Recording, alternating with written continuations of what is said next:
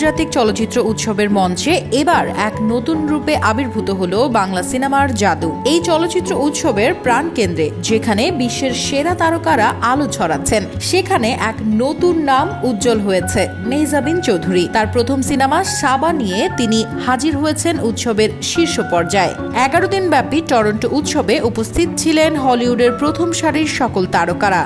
খোলামেলা পোশাকে নয়, বিশ্ববিখ্যাত অভিনেত্রীদের সঙ্গে বাংলা নাটকের রানী ধরা দিলেন একেবারেই বাঙালি পোশাকে, যা বাঙালির ঐতিহ্য ও সংস্কৃতির এক প্রামাণিক প্রতিচ্ছবি।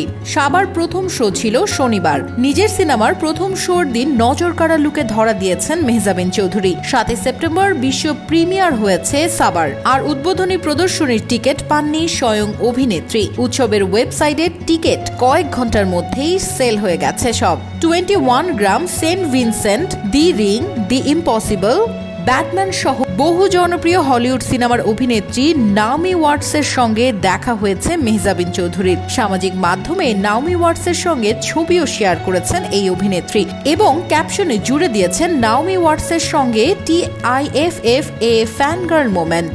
এই সময় মেহজাবিন চৌধুরীর সঙ্গে আরও ছিলেন সাবার নির্মাতা মাকসুদ হোসেন ও অভিনেতা মোস্তফা মনোয়ার। মেহজাবিনের এই আত্মপ্রকাশ শুধু তার ব্যক্তিগত কীর্তি নয়, বরং বাংলা চলচ্চিত্রের জন্য এক নতুন অধ্যায়ের সূচনা।